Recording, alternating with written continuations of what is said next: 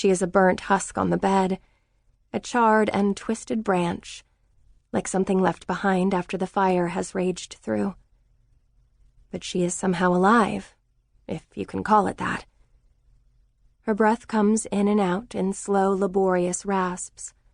Her blackened chest rises and falls. At first, I wonder why they don't cover her, but then I imagine it must be painful to have clothing or blankets touching that seared flesh. When her breath rattles to a halt, the two men at her bedside lean forward. And then, another gasp. The burnt chest heaves. They relax, deflate. I call them men, but they are not really men. They are the Xianren, ancient, immortal siblings, or as close to immortal as any living thing can come. There is no true immortality. Their sister dying on the bed is proof of that.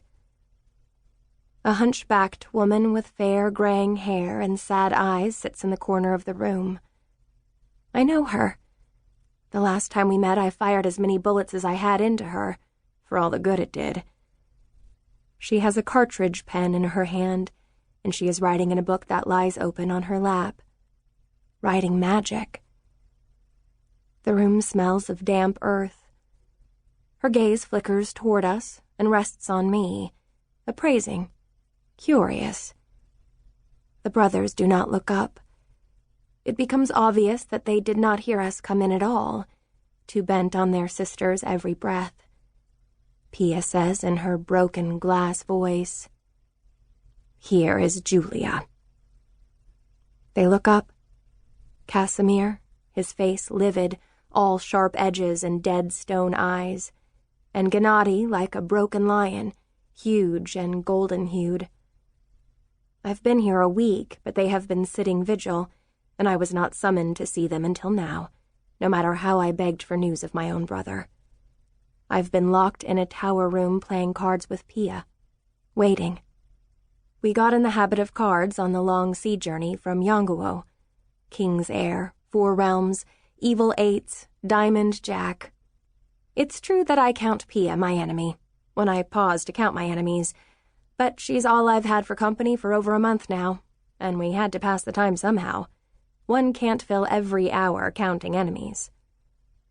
Casimir rises, a flash of panic on his face that surprises me. Surely he is not afraid of me. But maybe he is. After all, look what I did to his sister.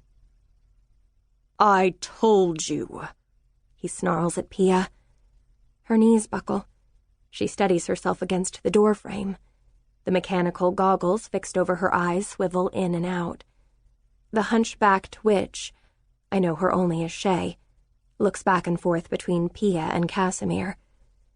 When Casimir speaks again, it is to me, and his voice is unnervingly calm. "You left a mess behind you in Yonguo." "I'm here for Deck," I say. I am waiting for the moment when I can pull this man out of the world and destroy him like I did his sister. I will end him. But her scorched body on the bed and the horrible sound of her breathing shake my resolve more than I'd expected. He points a trembling finger at her. His voice might be steady, but he is not steady, not at all. "Look at what you have done to her." We all look at her. I used to think about forgiveness. I used to want it for myself. But I'm past all that, and I forgive nothing. Her breathing comes to a choking stop again. The silence stretches out. Gennady moans. I make myself watch. If I did this, and if I was right, then I don't get to look away. "Save her," Casimir says to Shay, somewhere between a plea and a command. "I can only ease her pain." "She is not dead yet. You can save her." Shay keeps writing in her book and says, "Not for long, and even if I could, it would cost me too much." His face twists. His voice comes out a shriek. "Do as I say, witch!"